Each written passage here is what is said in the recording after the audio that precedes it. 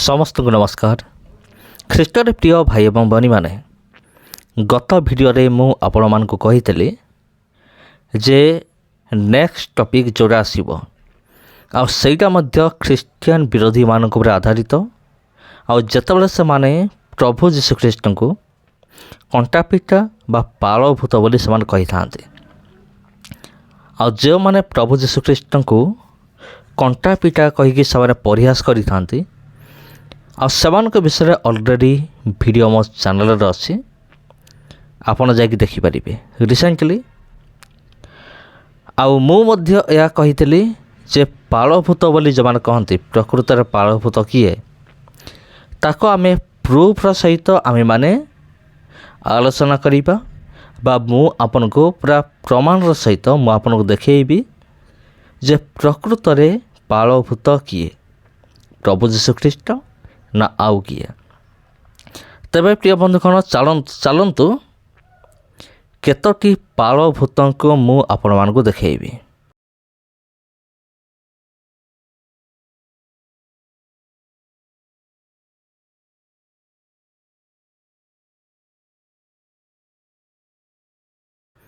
तेबे ये देखंतु आ केतोटी पालभूत आपणकर आखि सामना रसंते।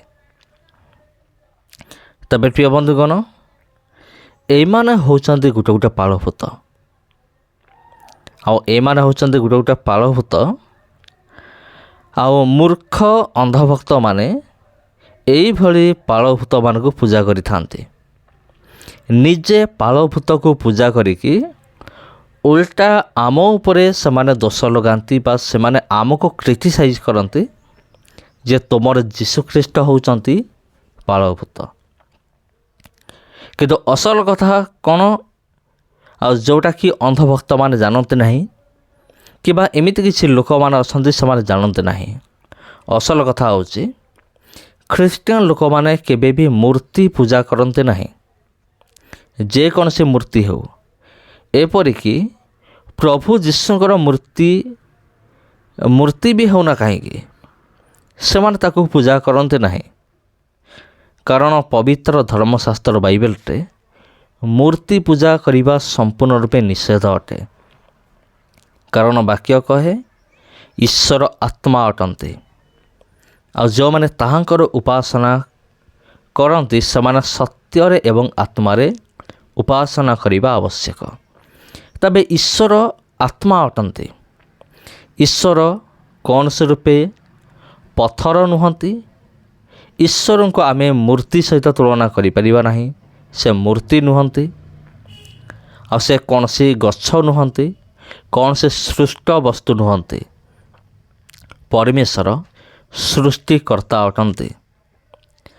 तेणु सूर्य को जी सृष्टि कला सी हूँ सृष्टिकर्ता सी होचंदी ईश्वर सूर्य नुहे। गच्छ को जी सृष्टि करिचंती गच्छ को जी सृष्टि करिचंती सी सृष्टिकर्ता गच्छ नुहंती। किंतु किसी अंधभक्त मान असंती जो माने कि निजे यही सब तैयारी करते जो पालभूत गुड़िक आपन देखिले ए पालभूत गुड़िक से माने निजे तैयारी करते किंतु से माने दोष दियंती ख्रीस्टियन मान को ऊपर। तबे ए समस्त होचंती पालभूत जोड़ा आपन देखिले। तबे ख्रीस्टियन लोक माने मूर्ति पूजा करंती नहीं। कारण जेमती मु आपन कहिले जे मूर्ति पूजा बाइबल रे संपूर्ण रूपे निषेध करा जायछि। जतबेले इस्राएल लोक माने जतबेले मिस्र देशरू बाहर होगी आसिले आ जतबेले परमेश्वर मूसा को सीनाई पर्वत उपरकू डाकिले परमेश्वर मूसा को जो 10 आज्ञा देले से 10 आज्ञा भितर गोटे आज्ञा थिला कौन सर्वप्रधान आज्ञा एवं प्रथम आज्ञा होची कौन आंभ साक्षात तुम्हारा कौन सी देवता हब नहीं। द्वितीय आज्ञा थिला तुम्भे आपना निमंते कौन सी खोदित प्रतिमा निर्माण करिब नहीं। समान को उपासना करिब नहीं। समान को दंडवत करिब नहीं। ନିଚସ୍ତ ପୃଥିବୀରେ ହେଉ କିମ୍ବା ପୃଥିବୀ ଉପରେ ହେଉ କିମ୍ବା ଯେଉଁ ସ୍ଥାନରେ ହେଉନା କାହିଁକି ତୁମେମାନେ ମୂର୍ତ୍ତି ନିର୍ମାଣ କରିବ ନାହିଁ କିମ୍ବା ତାହାଙ୍କୁ ତୁମେ ପୂଜା କରିବ ନାହିଁ। ସେଥିପାଇଁ ଆମ ଖ୍ରୀଷ୍ଟିଆନ ଲୋକମାନେ ମୂର୍ତ୍ତି ପୂଜା କରନ୍ତି ନାହିଁ। ମୂର୍ତ୍ତି ପୂଜା କିଏ କରେ? ଏମିତି କିଛି ଅନ୍ଧଭକ୍ତମାନେ ଅଛନ୍ତି, ଆଉ ସେମାନେ ମୂର୍ତ୍ତି ପୂଜା କରନ୍ତି, ପାଳ ଭୂତକୁ ପୂଜା କରନ୍ତି। ନା ସେ ଚାଲିପାରେ, ନା ସେ ଦେଖିପାରେ, ନା ସେ ଖାଇପାରେ, କିଛି କରିପାରେ ନାହିଁ। ତାକୁ ଯଦି ଆପଣ ଗୋଟିଏ ଜାଗାରୁ ଉଠେଇକି ଆଉ ଗୋଟେ ଜାଗାକୁ ନେବେ ତେବେ ସେ ଯିବ। ତାକୁ ଟେକି ଟେକି ନେଲେ ଯାଇକି ସେ ଯିବ। କିନ୍ତୁ ଏଇ ପାଳଭୂତମାନଙ୍କର କୌଣସି ଶକ୍ତି ନାହିଁ। ସେ ନିଜ ଶକ୍ତିରେ ଚାଲିକି ଗୋଟେ ଜାଗାକୁ ଯିବ କିମ୍ବା ଜଣକୁ ହାତ ଥୋଇକି ଆଶୀର୍ବାଦ କରିପାରିବ